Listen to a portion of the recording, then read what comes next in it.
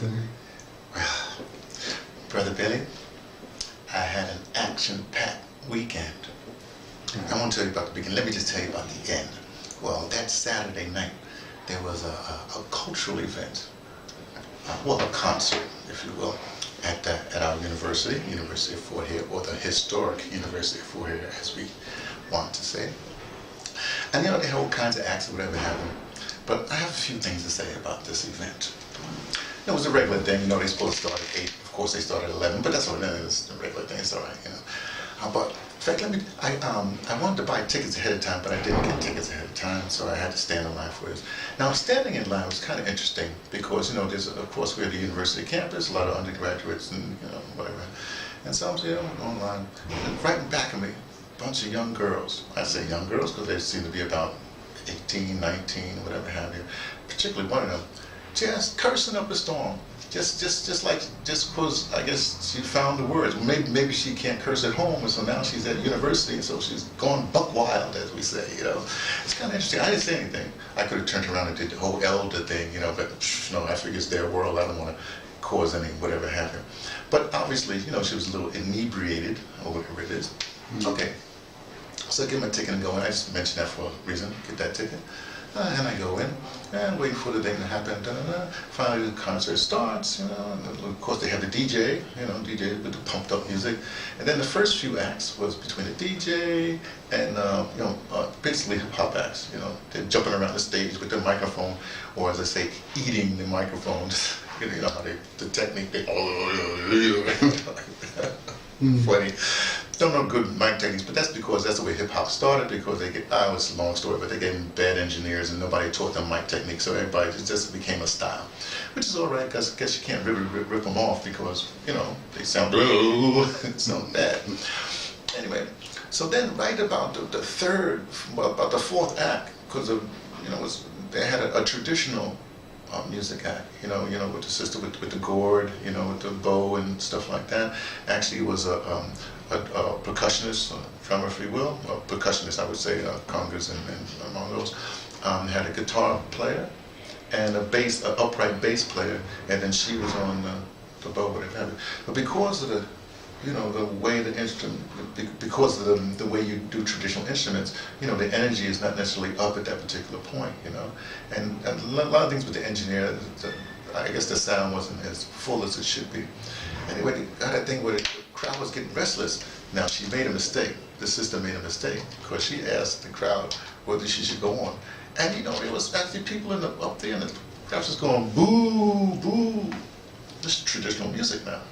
Their music. We're in a stronghold of, you know, of Xhosa culture, you know. This is Xhosa territory.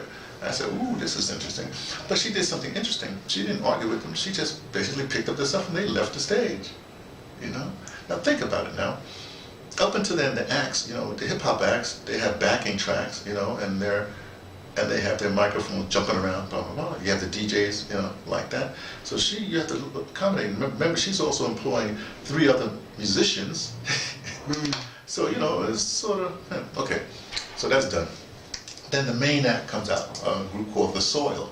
Now this is an a cappella group, very well known. They're becoming more famous and whatever have you. Consists of two brothers and a sister, okay? They come from a church tradition too. That has little to do with them. Well, they have to come from a church tradition. They go on, and they're fine. Everybody's going crazy on them because I guess they're famous. You know, you know you can catch them on YouTube or whatever. Well, then you look them up and they're famous. And people are going crazy. Ah! In fact, when they walked in, when the sister walks in, you know, to the crowd, whatever was happening on stage, the crowd's going, ah! It's like the rock star treatment. She comes up. I was in the VIP section because that's what I paid for. And she comes up there, you know, they got bodyguards and whatever have you. You're like, well, this is interesting. Okay, bodyguards. No, you have to treat them like they're whatever.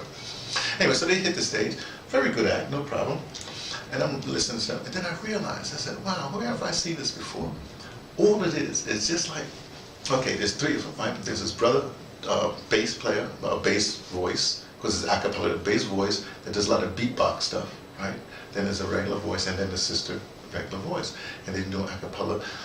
It's like, you know, I guess the most famous act you would know with Ladysmith back on Basel. You know, those groups where you have the guys with all the shirts and they're doing the dance, the whole thing, and it's very entertaining. Well, they do the same thing, but it's sort of stripped down.